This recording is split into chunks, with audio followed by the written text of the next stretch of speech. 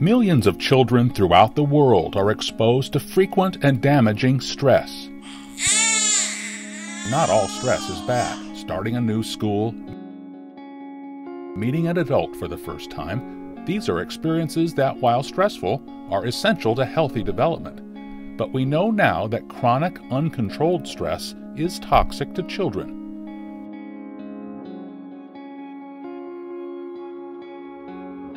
Stress becomes toxic when the body's neuronal and hormonal defense systems are frequently activated.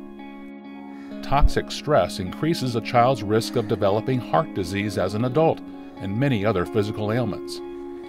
Toxic stress can trigger emotional and behavioral issues with far-reaching consequences. In the first place, we would like to prevent the kind of extreme adversities that children should never experience. But things happen. I mean, often we are trying to help children who have already experienced terrible adversity and they've been affected by it. Even when preventing toxic stress is not possible, research suggests that we can help children develop resiliency, a way of coping with the stress and mitigating its damaging effects. Critically important for developing the capacity for resilience are relationships with people that are teaching you step by step the tools that give you the capacity for resilience. It's a skill set, and it is the ability to have those individuals in our lives that serve as role models that help us develop those skill sets of, yeah, something really bad happened to you. You know, you're okay now. And there is hope for the future. I think maybe sometimes society thinks of a resilient kid as a child who's overcome some stress, but has good grades, is in lots of sports, has lots of friends. And for some kids, that's not what should be expected. And so resiliency for some kids means getting up and going to school every day.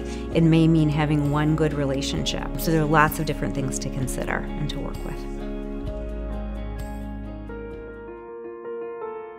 If you think of a child's life as a teeter-totter, for some children, many, many risk factors and negative experiences can pile up on one side, and it tilts them down and makes it very difficult for them to do well in life.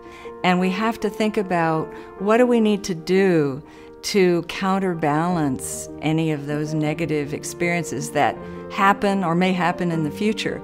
We want to have a lot of positive experiences and weights of various kinds on the positive side in order to tilt that child's life back in a positive direction. So you may even have a lot of negative factors, but if you have a lot of protective factors, then the teeter-totter will stay balanced or hopefully be weighted more in the positive direction, and good outcomes will happen.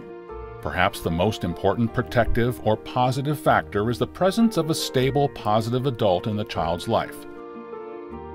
A parent, mentor, church member, or even a concerned neighbor can tilt the teeter-totter of a stressed, vulnerable child in a positive direction.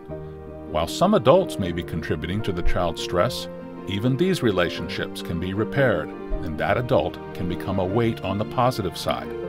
It is also possible for children who have been moved into foster care to build a positive environment in which to strengthen their resilience.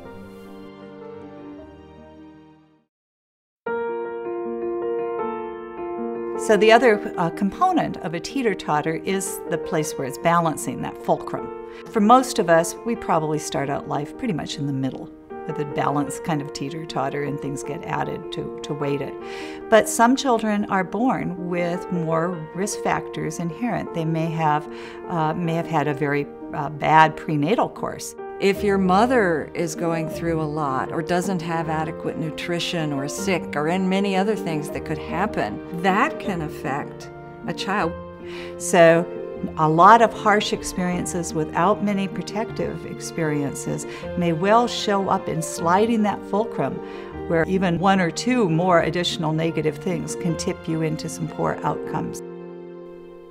Negative experiences, regardless of how early they've occurred or how much they've shifted the fulcrum, don't need to permanently set the course of a child's life. Loving, supportive caretakers can arrive at any stage to offer protective experiences, tilting the teeter-totter in the right direction and bolstering resiliency for the future. One very important thing about human development is that it's very dynamic. Even if a fulcrum is pretty settled in one place, then people can learn to accommodate their own fulcrum. I often do a lot of parent-child work.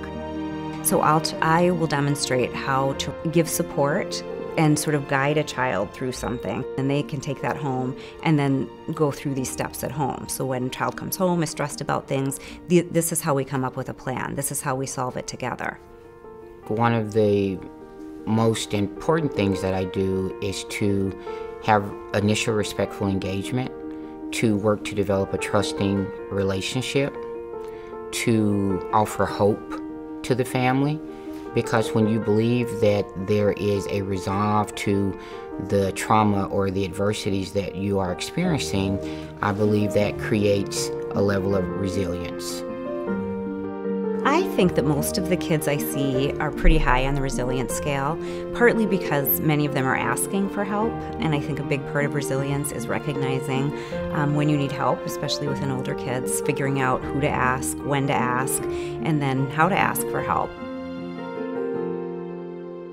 Resilience is on your side in a sense. Human beings have so much capacity to adapt and recover given a good context for that, given a supportive environment. And you want to mobilize the child's own recovery systems and get them going again.